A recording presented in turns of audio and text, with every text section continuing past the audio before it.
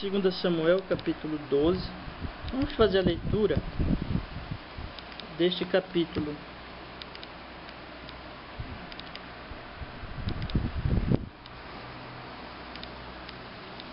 Por inteiro, porque ele todinho, inteiro não, até quase no final, tem uma parte bem ligada. Diga? Isso. Só confirmar. Vamos ver então. Exatamente. 2 Samuel, capítulo 12. Vamos ver então.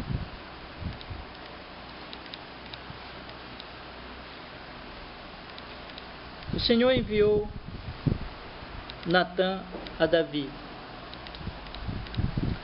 Chegando Natã a Davi, disse-lhe: havia numa cidade 2 homens, um rico e outro pobre.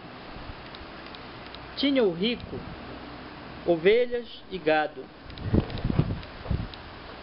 em grande número, mas o pobre não tinha coisa nenhuma, senão uma cordeirinha que comprara e criara, e que em sua casa crescera junto com seus filhos. Comia do seu bocado e do seu copo bebia. Dormia nos seus braços e a tinha como filha. Vindo um viajante ao homem rico, não quis esse tomar das suas ovelhas e do gado para dar de comer ao viajante que viera a ele, mas tomou a cordeirinha do homem pobre e preparou para o homem que lhe havia chegado. Então o furor de Davi se acendeu sobremaneira contra aquele homem e disse a Natã: tão certo como vive o Senhor, o homem que fez isso deve ser morto, e pela cordeirinha restituirá 4 vezes, porque fez tal coisa e porque não se compadeceu. Então disse Natã a Davi: tu és o homem.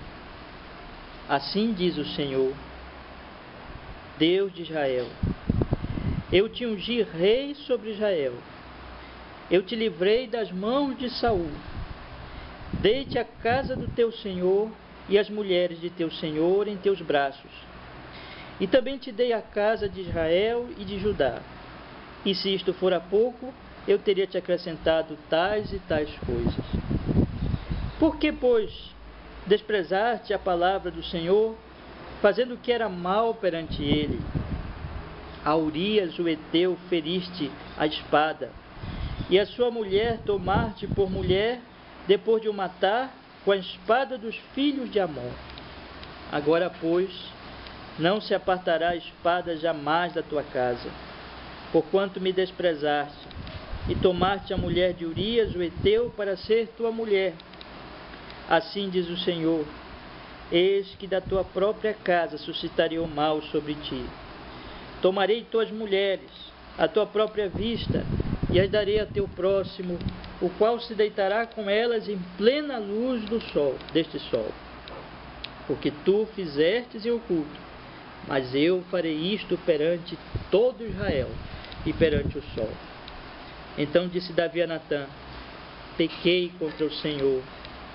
Disse Natã a Davi: também o Senhor te perdoou o teu pecado, não morrerás. Mas posto que com isto deste motivo a que blasfemassem os inimigos do Senhor, também o filho que te nasceu morrerá. Então Natã foi para sua casa, e o Senhor feriu a criança que a mulher de Urias dera à luz a Davi, e a criança adoeceu gravemente. Buscou Davi a Deus pela criança, jejuou Davi, e vindo, passou a noite prostrado em terra. Então os anciãos da sua casa se achegaram a ele para o levantar da terra, porém ele não quis e não comeu com eles. Ao 7º dia morreu a criança.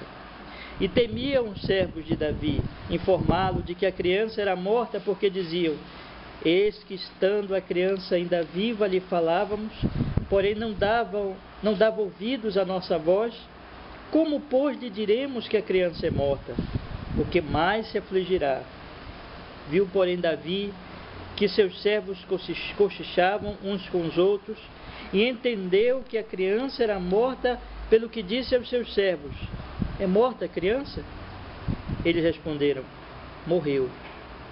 Então Davi se levantou da terra, lavou-se, ungiu-se, mudou de vestes, entrou na casa do Senhor e adorou. Depois veio para sua casa e pediu pão. Puseram-no diante dele e ele comeu. Disseram-lhe seus servos: que é isto que fizeste? Pela criança viva jejuaste e chorastes. Porém, depois que ela morreu, te levantaste e comeste pão. Respondeu ele: vivendo ainda a criança, jejuei e orei e chorei, porque dizia: quem sabe se o Senhor se compadecerá de mim e continuará viva a criança? Porém agora que é morta, por que jejuaria eu? Poderei eu fazê-la voltar? Eu irei a ela, porém ela não voltará para mim.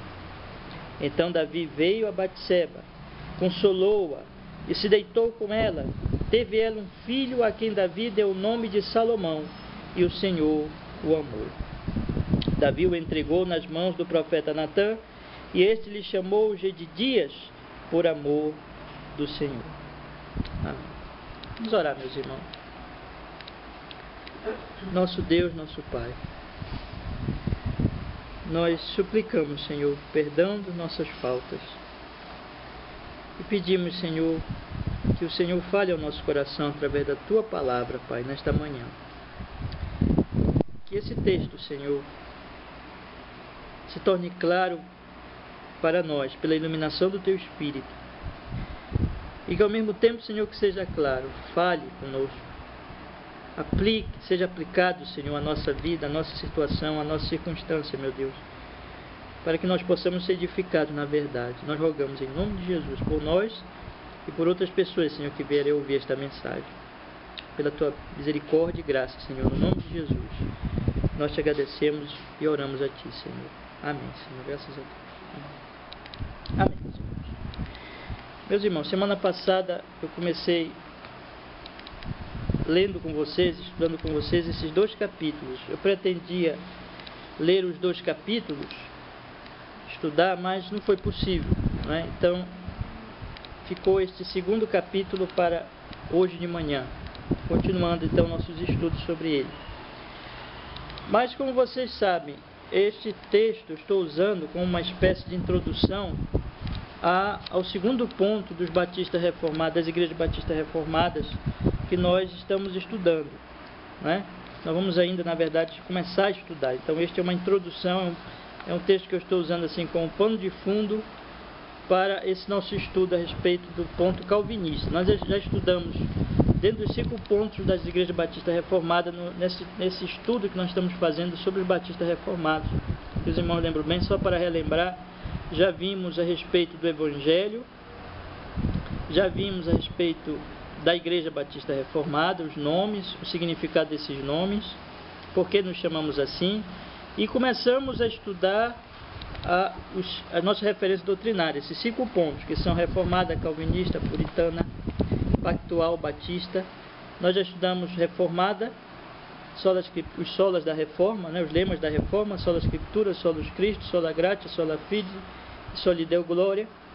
E agora nós vamos começar a estudar calvinista, depravação total, a queda afetou a totalidade da pessoa do homem, eleição incondicional, a eleição não é baseada na presciência da fé ou em obras, expiação limitada, a redenção foi obtida por Cristo para os eleitos, graça irresistível, a regeneração pelo Espírito Santo é eficaz para os eleitos, e perseverança dos santos. Deus vai pela graça completar o que Ele começou na regeneração.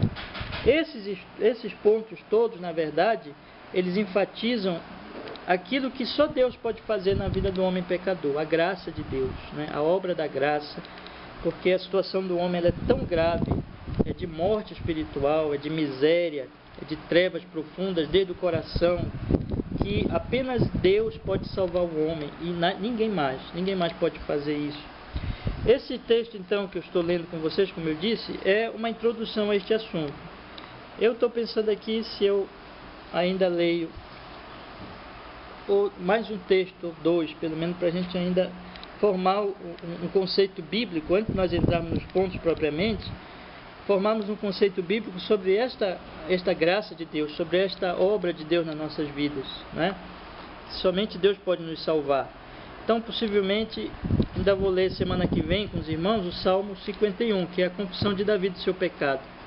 E depois lermos a questão dos ossos secos, né? Que o profeta profetiza para ossos secos, e ali também é uma grande demonstração do que somente Deus pode fazer. E talvez mais algum texto. Vamos ver como é que nós vamos fazer. Mas esses estudos nós estamos procurando mostrar na Bíblia com calma a respeito da obra de Deus, né? E por que nós estamos lendo, especialmente falando agora do capítulo 11, capítulo 12 de 2 Samuel, por que nós estamos lendo este texto?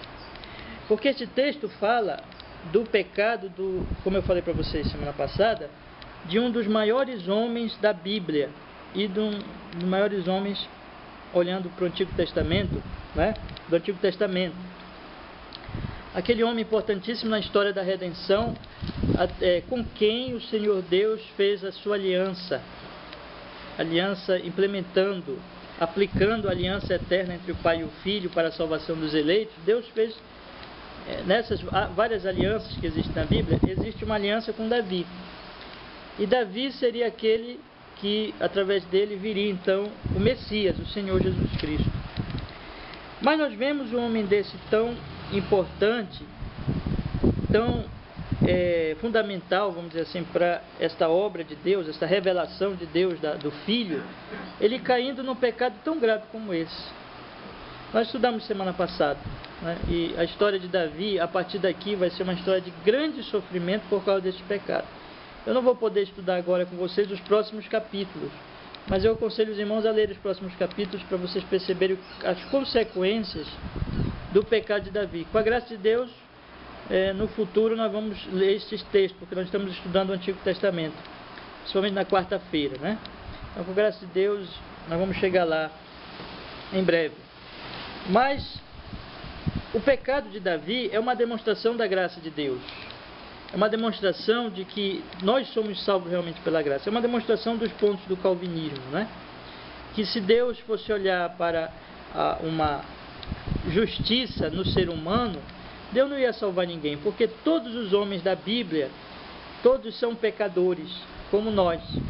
E todos os mais santos, os mais justos, os que receberam mais benefícios, mais privilégios de Deus, todos pecaram, né? Como o apóstolo Paulo vai dizer, todos pecaram e destituídos estão da glória de Deus.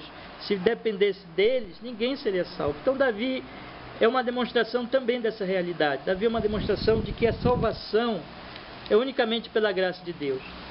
E nós estudamos semana passada que o pecado de Davi foi um pecado gravíssimo. O pecado de Davi envolveu vários pecados anteriores que nós procuramos observar, que culminou com o assassinato de Urias, porque Davi planejou, maquinou aquela coisa horrível, colocando Davi na mão de Joabe, que compartilhou com ele, compactou com ele daquele crime, e Joabe colocou Davi na pior situação na guerra. Urias colocou Urias na pior situação da guerra, a mando de Davi, porque Davi queria a morte de Urias, porque Davi tinha possuído a mulher dele, a mulher estava grávida, e ele queria ficar com a mulher de Urias, e com a criança e assim por diante. E foi horrível isso aqui que Davi fez, né? Isso aqui é digno, como eu disse para vocês semana passada, dos piores homens, dos piores governantes. Mas isso... É difícil alguém fazer isso. E, apesar de toda a violência que está, o mundo está, mas hoje, uma pessoa faria até fazer, mas não... Eu acho que não é difícil não, irmão. Eu acho que faz, só que vamos dizer assim... planejado.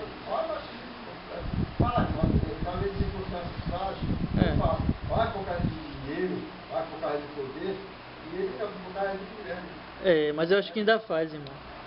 Eu acho que mas é o ídolo. A gente... Exatamente. Exatamente. Isso, exatamente. A gente vê, por exemplo, são 3 grandes tentações para o homem, né? A mulher, a questão sexual, o orgulho do poder, né? E o dinheiro.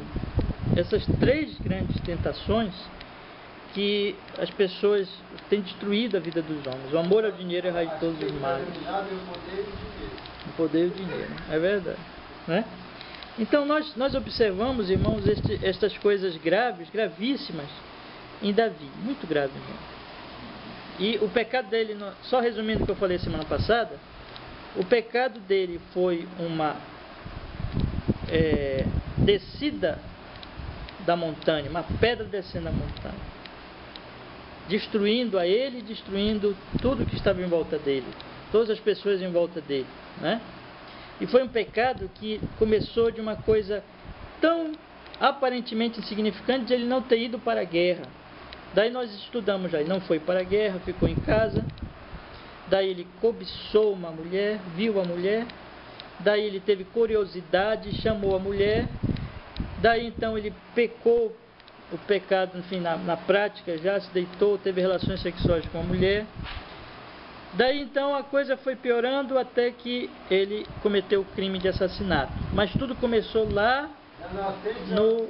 Exatamente. Começou lá da coisa mais simples até o assassinato gravíssimo. Exatamente, né?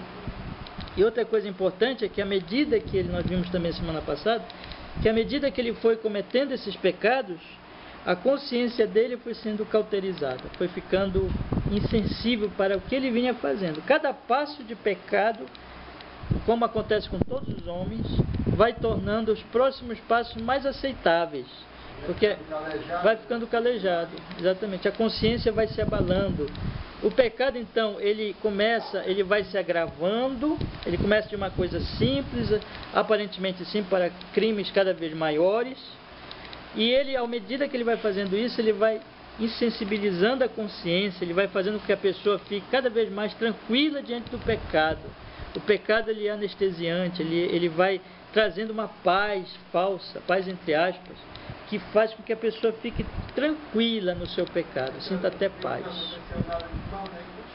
Continua, exatamente, né? Isso. Então, essas coisas que nós vemos em Davi. E Davi representa o homem, como eu disse para vocês semana passada, o homem, a natureza pecaminosa do homem, né?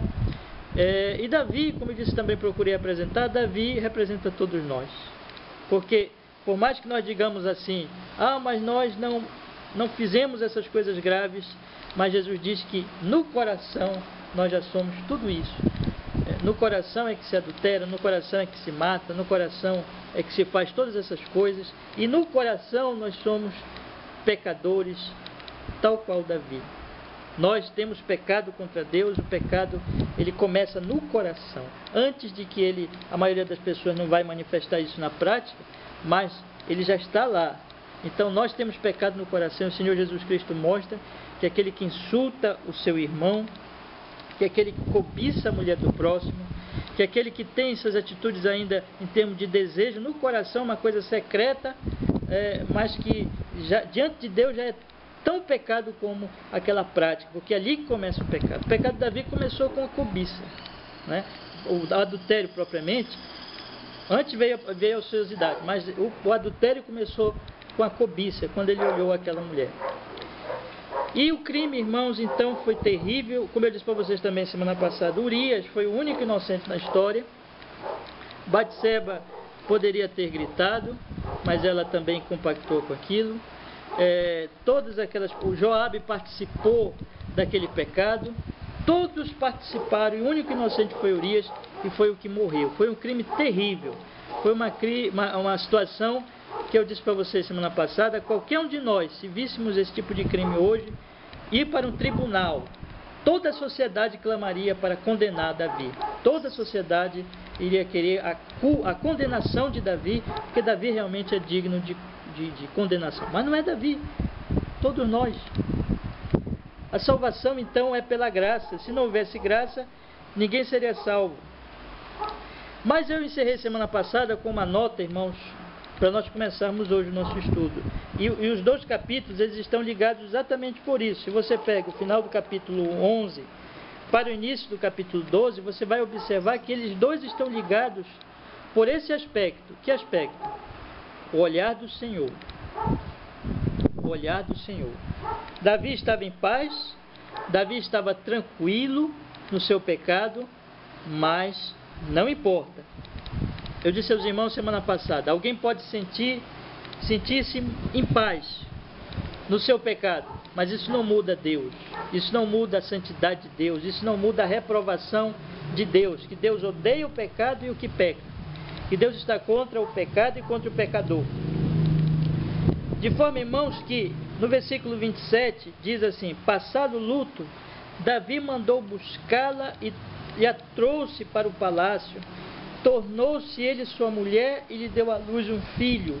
E tudo isso mostra que são atitudes de quem está tranquilo diante do seu pecado, que já está com a consciência cauterizada e o pecado já não incomoda mais. E ele faz aquilo de maneira natural. Toma a mulher, pronto, resolvi o meu problema, Urias morreu, agora a criança vai nascer e eu vou continuar a minha vida. Urias já foi, eu não estou nem aí para ele, pouco me importa. Agora eu resolvi o meu problema, a mulher fica comigo, o filho também, e está tudo resolvido. Porém o capítulo começa dizendo assim, é o porém de Deus. Porém, isto que Davi fizera foi mal aos olhos do Senhor. Esse é o detalhe, importantíssimo, fundamental. Como vários bons pregadores têm destacado, o nosso problema é Deus. O nosso problema é que Deus não é como nós. O homem tem um desejo pecaminoso de que Deus seja como ele. Quando você pega o Salmo 50, Deus falando ali no Salmo 50 diz: pensavas que eu era teu igual, pensavas que eu era como tu, pensavas que eu amava o que tu amas, pensavas que eu pensava como tu pensas, pensavas que eu era igual como tu. Então o pecador ele projeta um Deus, como eu já tive a oportunidade de estudar para os irmãos, quando eu falei aqui do culto pagão e o culto cristão, algumas semanas passadas, nós falamos aqui dos deuses pagãos. Eram deuses tão pecadores como os seus criadores, como aqueles que os criavam. Você pega a história das religiões, você vai ver aqueles pagãos, como eles criam deuses tão imundos como eles, deuses que aceitavam crianças no sacrifício, deuses que aceitavam prostituição. E hoje nós vemos na religião pagã a mesma coisa, quer dizer, um Deus dentro do catolicismo romano, aí passou o Sírio, aí as pessoas criam uma divindade que satisfaz a idolatria deles, eles querem essa idolatria e eles dizem que Deus aceita isso, eles conformam Deus a essa idolatria deles. Vemos isso no neopentecostalismo, quando as pessoas vão para as igrejas e os pastores dizem para elas assim: Deus vai abençoar vocês, basta vocês darem um sacrifício, uma oferta, sendo que essas pessoas não largam os seus pecados. Não há uma pregação clara a respeito do pecado, de como o pecado ofende a Deus. Eles falam de pecado muito superficialmente, numa mensagenzinha ali, mas sem ofender muito, sem tocar muito na ferida, porque eles querem passar a ideia de que Deus vai abençoar essas pessoas. Como eu disse para vocês outro dia, um exemplo terrível foi um pastor aceitar uma oferta de uma garota de programa. Aquela garota ia trabalhar uma semana e iria dar aquela oferta para o templo deles, e esse pastor aceitou essa oferta e disse que Deus ia abençoar a moça. Quer dizer, irmãos, é o desejo de que Deus seja como nós, pecadores. Isso está no coração do ser humano. Eu tenho conversado com muitas pessoas ao longo do ministério como pastor, e a gente percebe claramente isso. Quer dizer, quando você vai dar um conselho para uma pessoa, você abre a Bíblia para ela, você diz: fulano, tome cuidado com isso. Geralmente o pecador ele vem com uma coisa mais ou menos assim: não, mas eu acho que você está errado. Aí você pergunta: por que você acha que eu estou errado? É porque eu acho que Deus não pensa assim como você. Deus não está triste comigo, não. Aquela pessoa está em flagrante pecado. mas ela acredita que Deus não está irado com ela, que Deus está satisfeito com ela. Isso é ilusão do pecado, meus irmãos. Quer dizer, ao mesmo tempo que o pecado faz com que a pessoa ela se sinta bem com ele insensibiliza a consciência, cauteriza a consciência, ele também faz com que a pessoa ache que Deus também está satisfeito com o pecado. Quer dizer, é uma insensibilidade com relação à imundícia do pecado que faz com que um Deus pagão seja criado que também se agrada do pecado. Não podemos acreditar nisso. A Bíblia vai contra esse pensamento imundo, pecaminoso, sujo. E Davi aqui é uma ilustração disso. Davi estava tranquilo. Davi não pensou que aquilo estava desagradando a Deus. Ele estava com os olhos tapados, os olhos fechados, o ouvido tapado e inconsciente diante daquela coisa terrível. Mas isso não mudou o fato de que para Deus, isso que ele fez era mal aos seus olhos santos. Porém, isto que Davi fizera foi mal aos olhos do Senhor. Então, esse final do capítulo 11, ele está completamente ligado com o início do capítulo 12. Por quê? Porque se os irmãos pegarem, porém isto que Deus fizera foi mal aos olhos do Senhor, o capítulo 12 imediatamente diz: o Senhor enviou a Natã a Davi.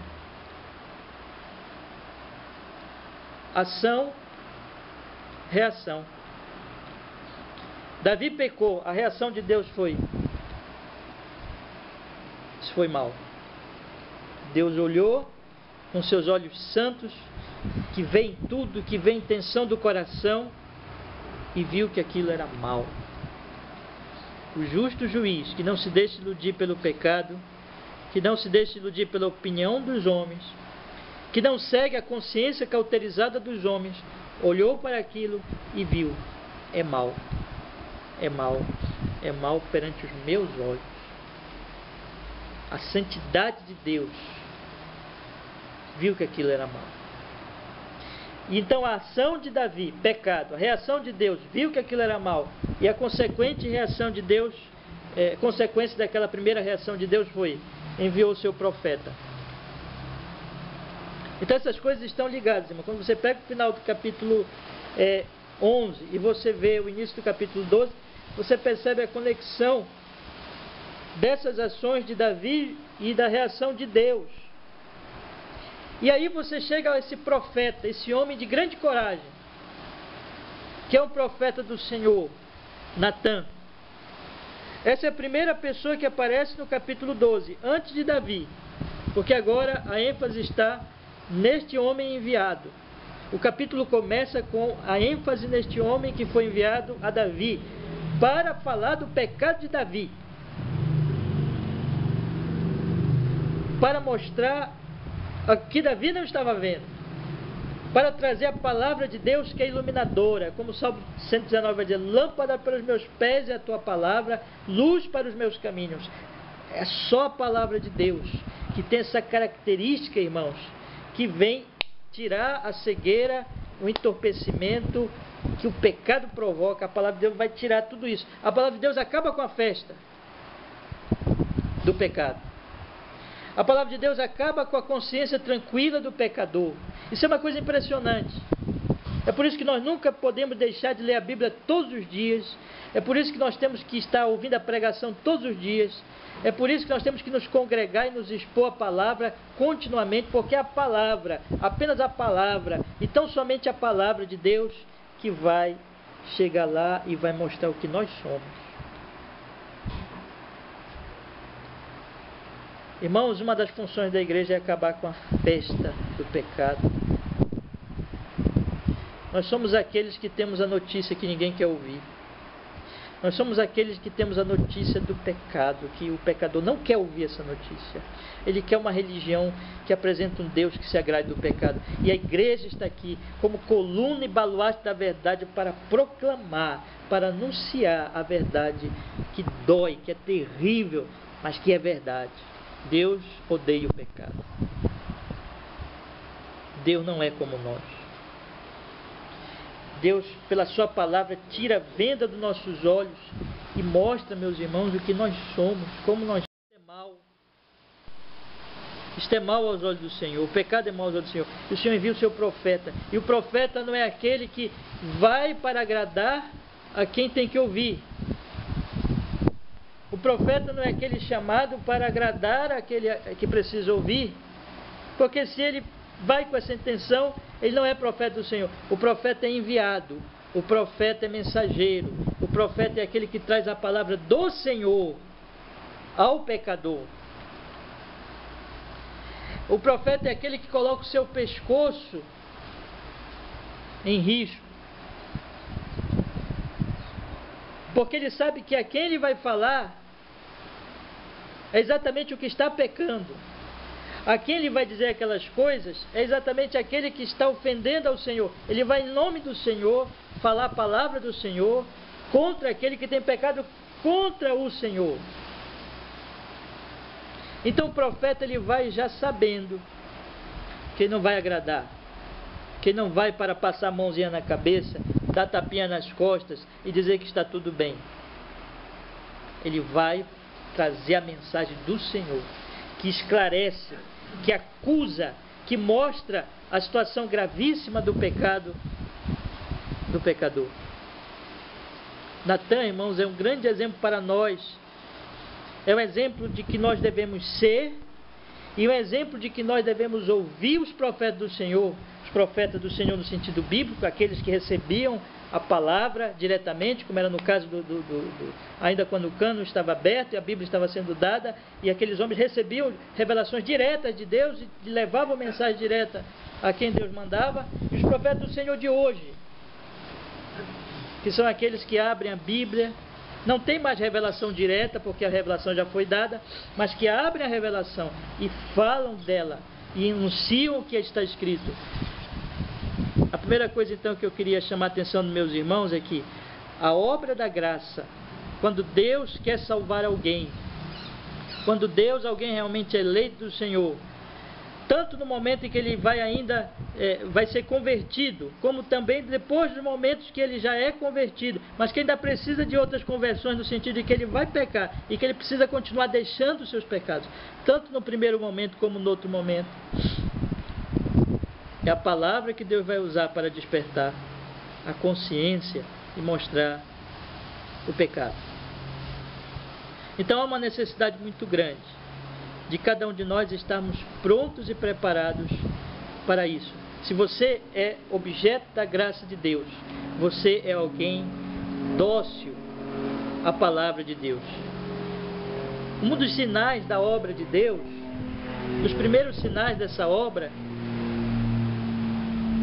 ou do primeiro mesmo sinal dessa obra, fundamental sinal, é que a pessoa ouve. O Senhor Jesus Cristo diz: as minhas ovelhas ouvem a minha voz, as minhas ovelhas reconhecem a voz do bom pastor e não seguem outros. As minhas ovelhas ouvirão a minha palavra. A grande questão então que nós temos diante de nós, meus irmãos, é: nós somos realmente eleitos? Nós somos realmente objeto da graça de Deus? O primeiro sinal é esse. Se assim é, nós ouvimos a sua palavra. Nós ouvimos a palavra do Senhor. E a segunda aplicação dessa é isso: se nós somos também do Senhor, e se nós somos de Deus, nós também vamos amar tanto as pessoas que não vamos temer a face delas. Ora, irmãos, se nós tememos a face de homem, nós não podemos fazer nada.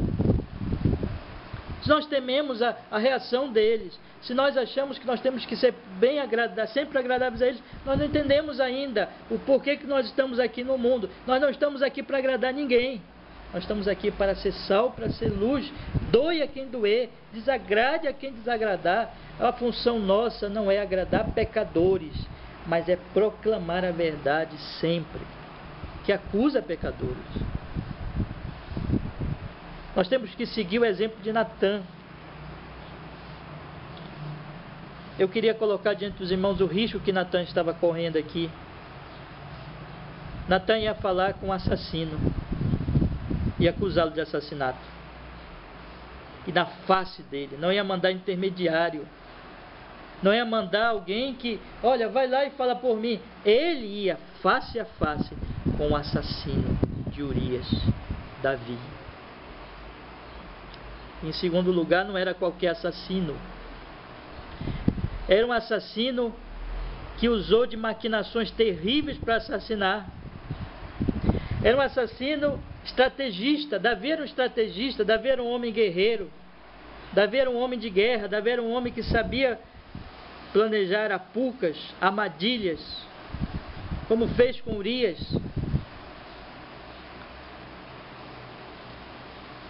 E mais, não era apenas um assassino, não era apenas um estrategista de guerra,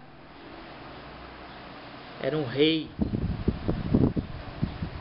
Era um homem mais poderoso de Israel.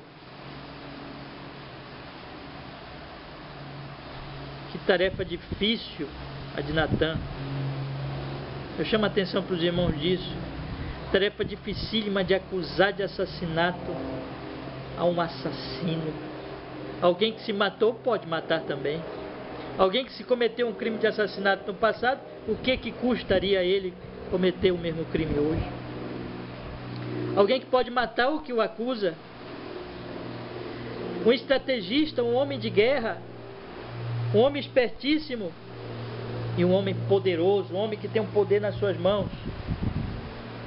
Mas quando Natã, que era fiel ao Senhor, entendeu que aquilo era uma mensagem do Senhor, ele não olhou para nada disso, meus irmãos.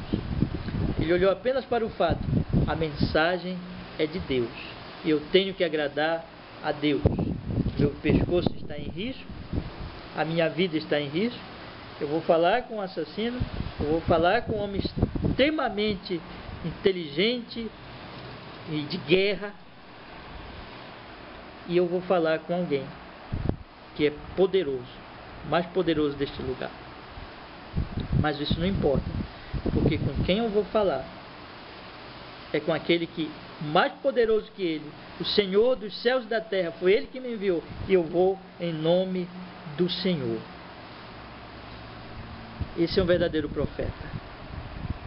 É um profeta que faz por amor a Deus em primeiro lugar, temor, respeito. Ele não teme a face do homem, ele teme a Deus, mas ele também ama aquele a quem vai falar. Ele fez por amor a Davi. E todos nós fazemos por amor aos pecadores.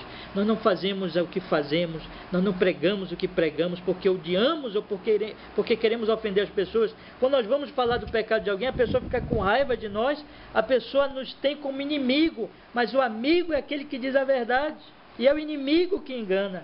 Portanto, nós fazemos isso também por amor. Amor a Deus e amor ao próximo. Natã é tudo isso. Irmão, quando eu fico pensando em Natã, eu até estou me demorando um pouquinho mais nele, porque é uma coisa tão impressionante. Que exemplo para nós, e como nós somos tão fracos com relação a isso. Como nós muitas vezes tememos a face dos outros. Nós ficamos com temor. E nós não passamos nem o mínimo do risco que Natã passou. Que isso seja exemplo para nós de coragem, meus irmãos. Que nós temos que falar. E que nós não temos que temer a face de ninguém, não. Mesmo que a nossa vida esteja em risco. Todos os dias. Neste mundo, por sermos cristãos, a nossa vida está em risco. E que isso seja uma realidade consciente para nós. Nós estamos em risco. Está vindo aí a grande tribulação. E muitos cristãos estão morrendo no mundo. Ah, você pode no Brasil ter liberdade. Entre aspas, essa liberdade está se acabando. Mas ser cristão está em perigo de vida. Somos entregues como ovelhas todos os dias para o matadouro. Estejamos preparados para isso. Mas a graça de Deus opera através de Natã, meus irmãos. E aqui nós temos que ele, então, vai falar com Davi. E ele conta uma história a Davi. Ele chega com Davi e conta uma espécie de parábola. Porque ele quer ilustrar o pecado de Davi. E ele quer mostrar para Davi o pecado dele no outro. Aquele pecado é o pecado de Davi. Muito pior do que aquele pecado da história. Porque na história que ele vai contar, foi morta uma pequenina ovelha, uma ovelha, amada pelo seu dono. Enquanto que Davi matou o homem para ficar com a mulher dele. Mas Natã vai falar dessa história para mostrar para Davi o pecado dele no outro. Para que Davi tire a venda dos seus olhos e comece a ver como o que ele fez, como ele praticou é terrível. Quando tirado o pecado, porque o pecado, irmãos, quando é nosso pecado, nós queremos justificar, nos justificar.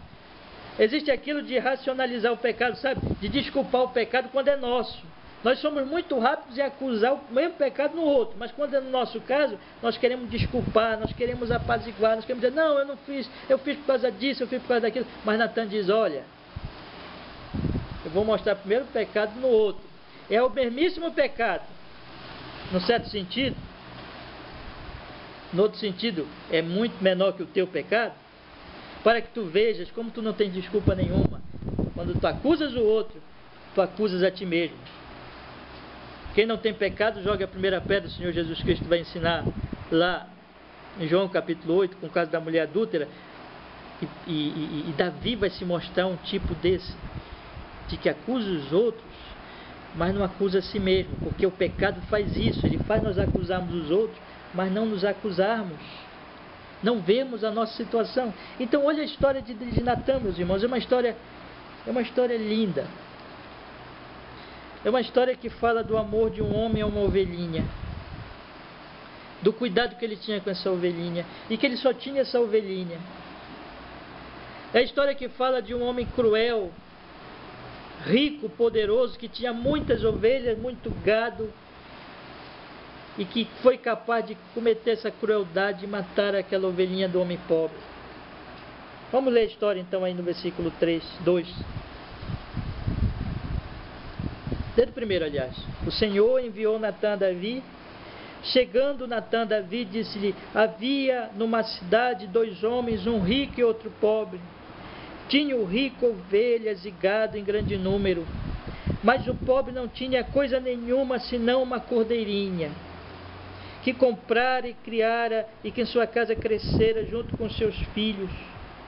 Comia do seu bocado, do seu copo bebia, dormia nos seus braços e a tinha como filha. Vindo o viajante ao homem rico, não quis este tomar das suas ovelhas e do gado para dar de comer ao viajante que viera a ele, mas tomou a cordeirinha do homem pobre e a preparou para o homem que lhe havia chegado. Essa foi a história que ele apresentou a Davi. E Davi teve uma reação muito correta, de furor, com relação ao outro, não é? Ele disse assim: este homem pobre só tinha esta ovelhinha, ele cuidava dela, ele a tratava como um dos seus filhos, estava sempre junto com os seus filhos, comia do seu copo, bebia do seu copo, comia do seu bocado, vivia com ele, crescera junto dele e ele amava. Enquanto que o rico tinha muito e muito e muito. Mas quando chegou um visitante para o rico, o que o rico fez? Em vez de tirar de uma das suas muitas ovelhas e preparar para o visitante, ele roubou a única ovelhinha tão amada do homem pobre, que não tinha nada, só tinha aquela ovelhinha. Que maldade! Que falta de compaixão! O que é isso aqui, irmãos? Isso aqui é falta de ser simpático, né? Falta de compaixão, é falta de sentir o que o outro sente. Você sabe o que é compaixão? Compaixão é quando você sente o que o outro sente e você se propõe a ajudar quando ele sofre. Quando você vê uma pessoa sofrendo, você se põe no lugar dela, você quer sentir o que ela sente, quer perceber o que ela está sentindo, o sofrimento dela, e você, sentindo o sofrimento dela, se propõe a ajudar. Isso é compaixão. Agora, o contrário de compaixão, o que é? É quando você não está nem aí com o que o outro sente. Você não está nem aí com o sofrimento dele. Você é antipático. Você é uma pessoa que não quer sentir, não quer perceber o que ele sente. Você não está nem aí porque não é com você. Você diz: não é comigo. E se você pensa assim, você é capaz até de fazer maldade com ele e de provocar maldade, o sofrimento nele. E foi isso que o homem rico fez. O homem rico não quis nem saber do sentimento do homem pobre pelaquela ovelhinha. O homem rico não viu o amor que o pobrezinho tinha pela ovelhinha. Ele só pensou em que ele queria dar um banquete para o seu visitante e não queria tirar nenhuma das suas ovelhas. Então ele foi lá, pensando só em si, pensando no sentimento do pobre, e roubou a ovelhinha do homem pobre e matou. Que terrível, que tristeza ele causou no homem pobre. O que Davi sentiu? Davi foi justo com relação ao outro. Davi disse, e se encheu de furor, no capítulo 5, versículo 5, disse: então o furor de Davi se acendeu sobremaneira contra aquele homem, e disse a Natã. Veja que ele invoca o Senhor. Ele se sente justo diante do Senhor. Ele diz: isso é justo, o Senhor quer isso. O Senhor, isso é injustiça diante do Senhor. Então, tão certo como vive o Senhor, o homem que fez isso deve ser morto, e pela cordeirinha restituirá 4 vezes, porque fez tal coisa. E olha a frase dele final: porque não se compadeceu. Ele estava certo, foi uma falta de compaixão. E Davi estava certo quando ele sentiu furor, quando ele sentiu indignação, quando ele sentiu isso. E Davi foi certo também quando ele invocou a Deus, porque Deus também, e será mal aos olhos de quem? Diante do Senhor. E Davi invocou uma lei do Senhor. Abra comigo, não feche aí, por favor, mas só para ver a referência aqui. Abra aí comigo o Êxodo capítulo 22, primeiro versículo. Vamos voltar a Bíblia lá para Êxodo. Êxodo capítulo 22, primeiro versículo.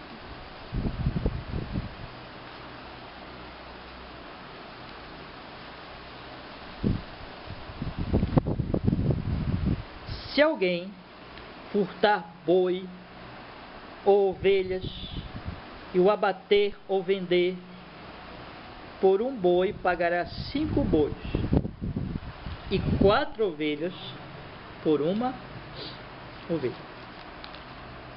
Davi cumpriu a lei.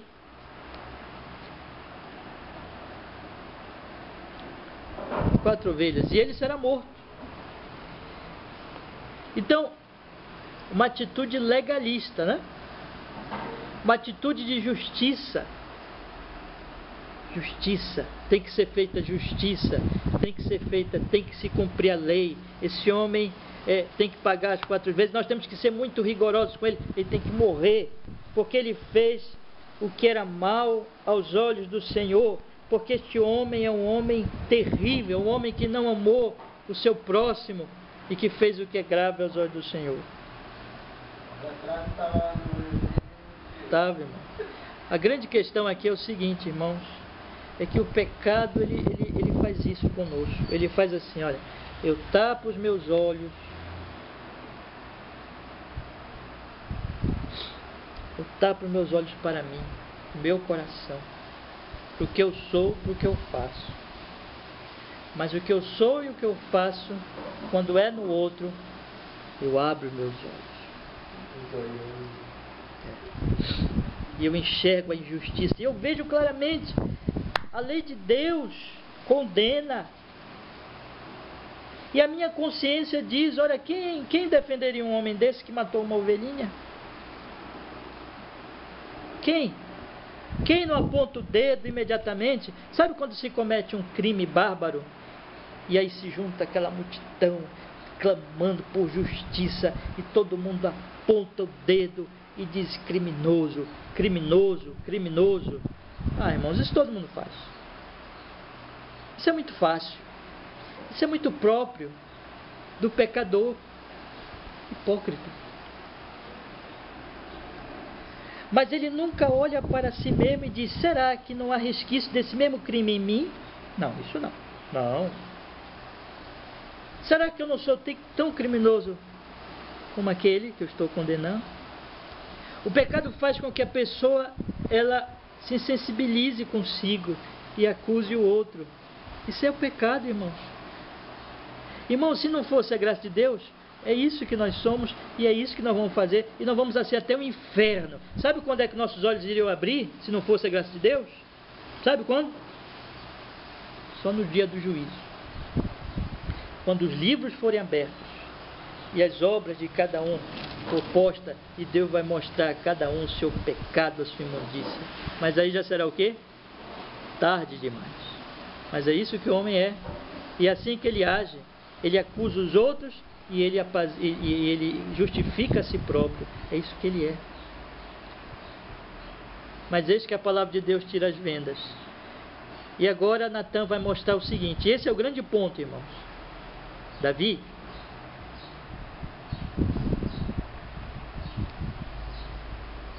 verso 7. Disse Natan a Davi. E se nós pudéssemos fazer um ponto central de todo este capítulo e de toda esta história com Batseba, está aqui. Esta palavra de Natan é uma palavra que resume tudo o que Deus mandou Natan fazer. E todo o que Davi merecia ouvir. Então disse Natan a Davi: tu és o homem. Esse homem és tu, Davi.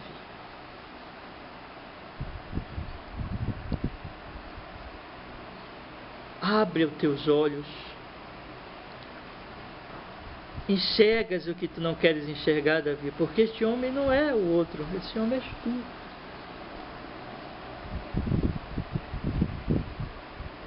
Sabe, irmãos, a palavra de Deus vem e diz assim: quem não tem pecado, jogue a pedra. Em outras palavras, a palavra de Deus, ela não nos distrai. Você sabe qual é a nossa tendência? A nossa tendência é olhar para o outro para esquecer a nós. É olhar para o quintal do outro, o mato está grande lá no outro, mas o nosso já passou da nossa casa, já está mais alto que a casa, mas nós ficamos olhando para o outro, olhando para o vizinho. Mas a palavra de Deus então vai e nos traz para a realidade, porque isso, evidentemente que isso é cegueira, terrível cegueira, hipócrita cegueira, não justificada de maneira nenhuma. Mas a palavra de Deus então vai e traz para nós a realidade sobre nós mesmos e apresenta assim: é isso que tu és, é isso que tu és, o que tu acusa nos outros, o que tu vês no outro, é o que tu és, pecador. Tu és o homem, este homem que roubou ovelhinha, esse homem que não se compadeceu.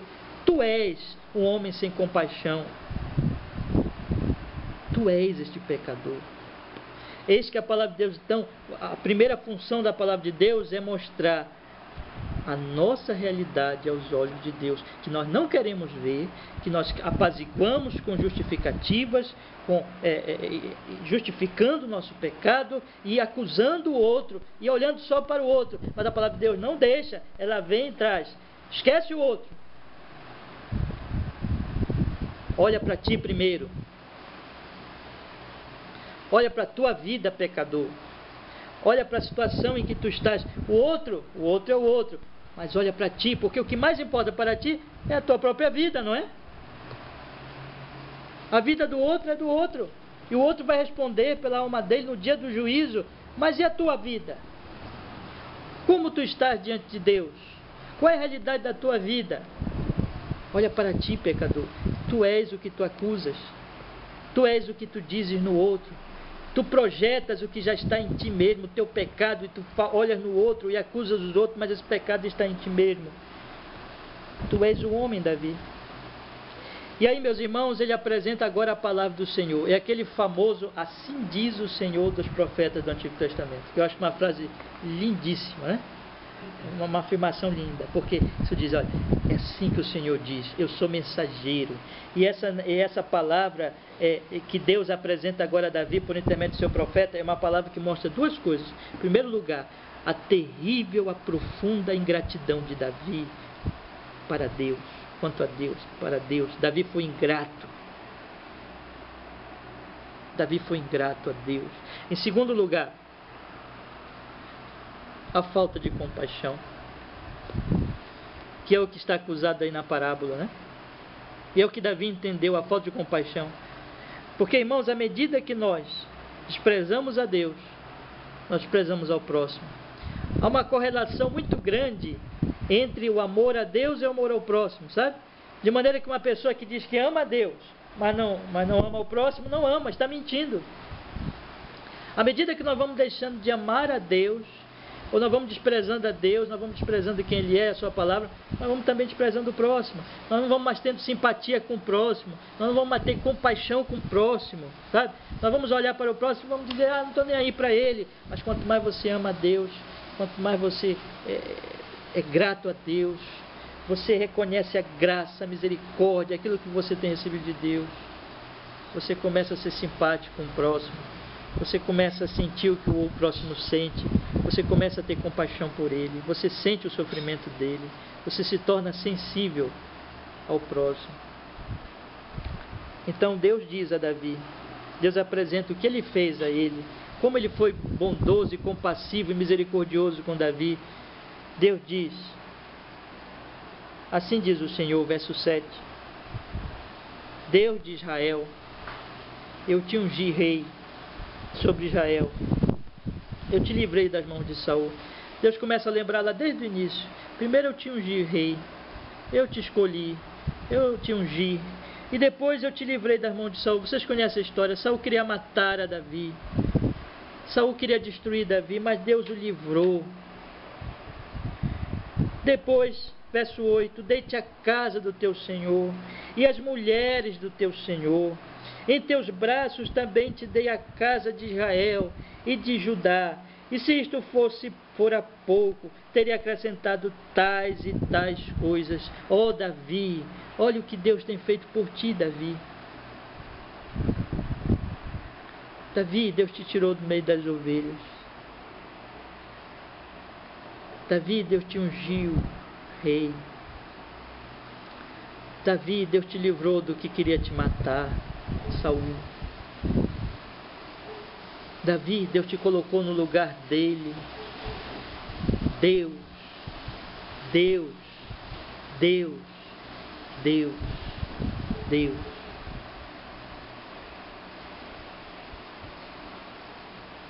A grande questão é Deus, o que Deus tem feito por nós.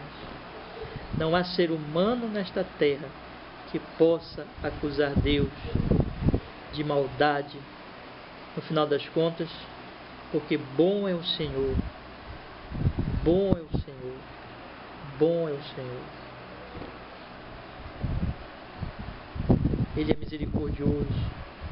Todos os dias ele se irrita com os pecadores, mas ainda assim, olha o sol, esse sol está brilhando. Olha que você convida as pessoas para a igreja e você diz, vamos ouvir a palavra, e elas não vêm com você. Elas estão agora não sei onde é que elas estão, mas o Senhor faz brilhar esse sol sobre eles. O Senhor dá vida a eles, dá recursos. O Senhor dá forças nos seus braços, na sua língua. E o que é que eles fazem com isso? Eles afrontam o Senhor. Eles pecam contra o Senhor. O Senhor, a humanidade inteira está unida, como diz o Salmo 2, contra o Senhor. E quem o sustenta? É o Senhor. Ele faz descer o seu sol nascer o seu sol sobre justos e injustos. Ele faz cair a sua chuva sobre justos e injustos. Como vai dizer o apóstolo Paulo, ele tem sido bom, ele tem lhes dado colheitas, a semente tem germinado, o sol nasce a cada dia, a lua aparece nas suas estações, a chuva cai e rega a terra, a semente brota e nasce o pão, alimenta o gado, alimenta as ovelhas, a carne é produzida, os animais em abundância estão por toda a terra para a alimentação do homem. Os homens comem deste alimento, os homens são fortes, os homens na maioria das vezes têm saúde e vivem anos. Mas o que é que eles fazem, meus irmãos? Todos os dias eles desafiam a Deus, eles odeiam a Deus, eles odeiam tanto a Deus que queriam a morte de Deus. Que coisa terrível é o pecado, meus irmãos, que afronta aquele que não De maneira nenhuma, não há um motivo para nós nos voltarmos contra Ele, porque Ele é santo e nós somos pecadores, e ainda assim Ele tem nos sustentado. Que motivos há para pecarmos contra Deus? Então o Senhor diz, verso 9: por que, pois, desprezastes a palavra do Senhor, fazendo o que era mal perante Ele? Percebe? Que motivos há para pecares? Eu te dei tudo. Eu fui o teu Deus. Eu te ungi. Todo pecado é uma ingratidão e é uma afronta ao santo e bondoso Deus, único Deus, cheio de bondade, cheio de misericórdia. Todo pecado ele é irracional. Você percebe, irmãos, no verso 9, quando a Bíblia fala por que, a Bíblia está chamando o quê? Qual o motivo? Qual a razão que tu dás para pecares? Porque o pecado é completamente irracional.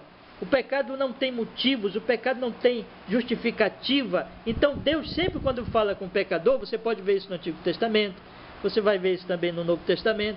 Sempre que Deus fala com o pecador, Deus mostra a irracionalidade do pecado e a falta de motivação, de justificativa para o pecado. O pecado nunca ele é justificado. Você pode ler a Bíblia e você vai perceber isso claramente. Porque Deus é bom, e Deus é santo, e Deus é Deus. Se Deus é Deus, por que não fazê-lo como Deus? Se Deus é bom e gracioso, cheio de justiça e santidade, se não há nele nenhum defeito, por que acusá-lo? E por que afrontá-lo? E por que odiá-lo? Se ele é amável, se não há nele nada que seja digno de ódio, por que odiar a Deus? Mas o pecado é insensibilidade, é irracionalidade, é cegueira, é tudo isso. E a pessoa chega num ponto então que ela está contra Deus. Mas a segunda coisa aqui, irmãos, é que você percebe o seguinte: é que ao mesmo tempo que o Senhor chama a atenção para a graça, a bondade que Deus tinha feito com Davi, mas Deus também fala da maldade contra o seu próximo. Você lê, por exemplo, aqui no versículo 9, vamos ler aí: por que, pois, desprezastes a palavra do Senhor, fazendo o que era mal perante Ele? Olha agora aí, verso 9: a Urias o Heteu feriste a espada, e a sua mulher tomaste por mulher, depois de o matar com a espada dos filhos de Amon. Irmão, Deus agora abre a mente de Davi para este crime. Davi estava cego, entendeu? E Deus olha assim: olha o que tu fizeste, Davi. Olha o que tu fizeste. Olha o que tu fizeste a este homem.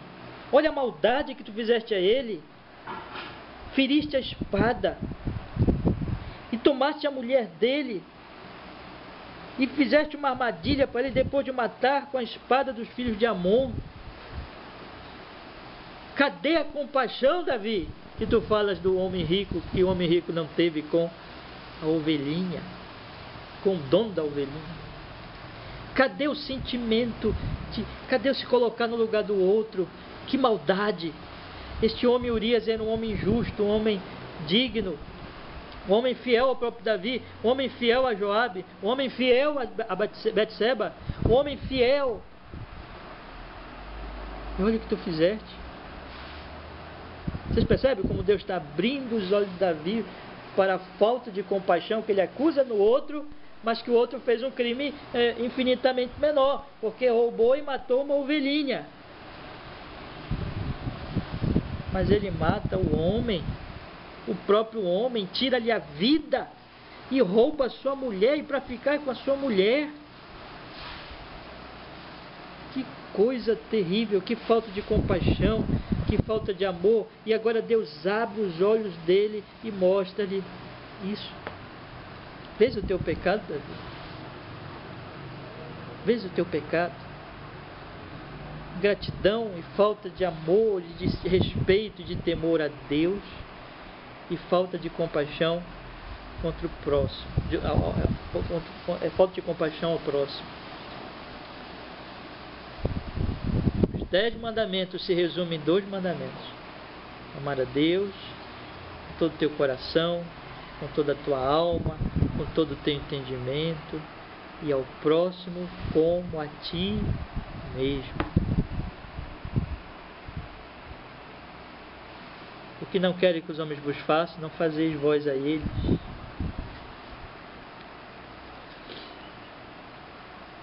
Sinta o que o outro sente. Se ponha no lugar do outro. Tenha compaixão. Ame. Isso é o Evangelho na prática, meus irmãos. E Davi pecou, porque todo pecado é uma agressão ao próximo. Deixa eu falar uma coisa para os irmãos. Todo pecado é uma agressão ao próximo. Agride as pessoas em volta. Agora, a consequência do pecado é a morte. E a partir daqui nós vamos observar que Deus promete a Davi grande sofrimento, e ele vai experimentar este sofrimento na sua família. A consequência do pecado de Davi para ele e para a sua família serão terríveis. Então Deus diz no verso 10: agora, pois, assim como usaste de espada, e esse é o raciocínio, usaste de espada com o teu próximo, não tiveste compaixão com o teu próximo, pois bem, agora, pois, não se apartará a espada jamais da tua casa, porquanto me desprezaste e tomaste a mulher de Urias, o heteu, para ser tua mulher. Assim diz o Senhor: eis que da tua própria casa suscitarei o mal sobre ti, tomarei tuas mulheres à tua própria vista, e as darei a teu próximo, a qual se deitará com elas em plena luz deste sol, porque tu fizeste meu culto, mas eu farei isto perante todo Israel e perante o sol. Irmãos, Deus apresentou aqui o pecado, a ingratidão a Deus, a falta de amor a Deus, a falta de respeito a Deus, a falta de compaixão com o próximo, e agora Deus apresenta o salário do pecado. Qual é o salário do pecado? A morte, a morte, a morte, porque isso é justo. É justo porque o pecado é mau. O pecado atrai o castigo de Deus, a condenação de Deus. E tudo isso Deus apresenta para Davi. E tudo isso Deus apresenta ao pecador. O teu pecado é isso, pecador.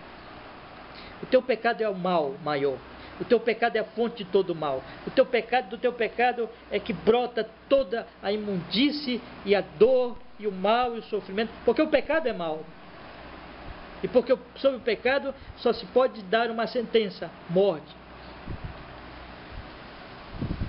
Eu vou finalizar a mensagem por aqui, porque não há mais tempo. E a gente vai continuar próximo domingo, com a graça de Deus. Mas eu quero finalizar mostrando para os irmãos a consequência do pecado.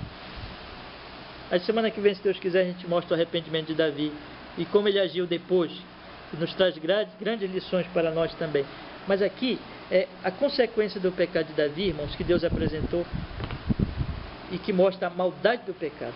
Primeiro, observe bem. Observe o que Deus diz no versículo 11.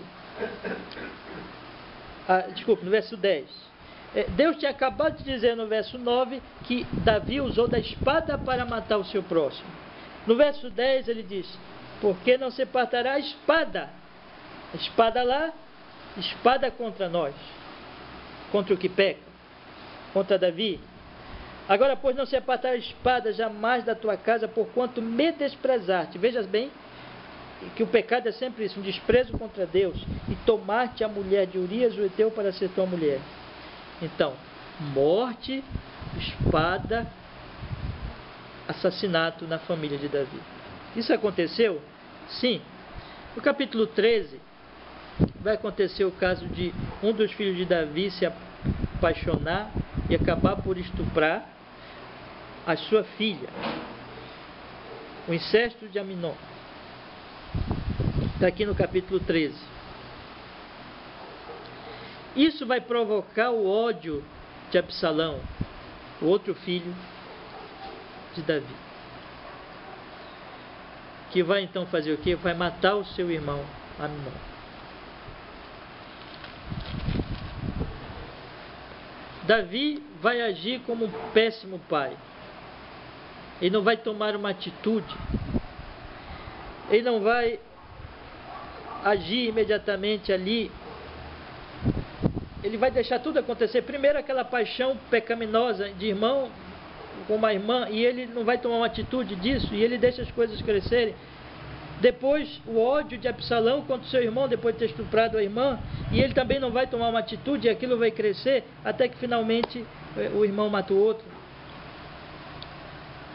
Mas Davi continua negligente com a sua posição de pai, não toma uma atitude, e o que acontece é que o ódio vai crescendo em Absalão, até que finalmente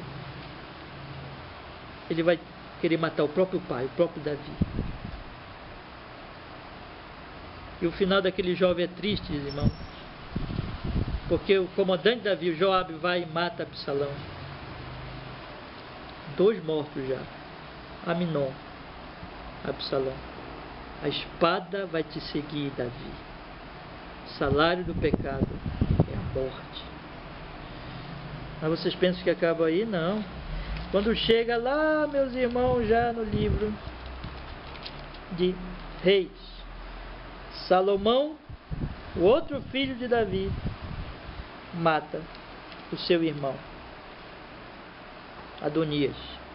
Se vocês vão encontrar lá no capítulo 2, depois vocês podem ler. A espada te seguirá, Davi, na tua casa, na tua família.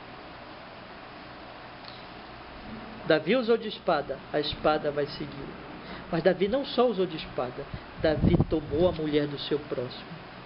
Assassinato, adultério, assassinato, adultério. Teu pecado vai te achar também, Davi, aqui. Porque assim como tu fizeste, o Senhor diz aqui no capítulo 12, verso 11, assim diz o Senhor: eis que da tua própria casa suscitarei o mal sobre ti, e tomarei tuas mulheres à tua própria vista, e as darei a teu próximo, a qual, olha o que Deus disse, se deitará com elas em plena luz deste sol. O que tu fizeste oculto, Davi, verso 12, eu farei perante todo Israel e perante o sol. Todo mundo vai ver a tua vergonha. E quem fez isso?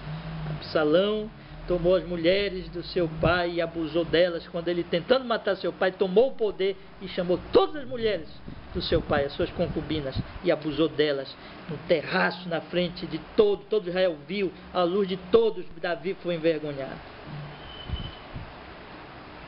Adultério, pecado sexual, abuso das mulheres de Davi, coisa terrível. O salário do pecado é a morte.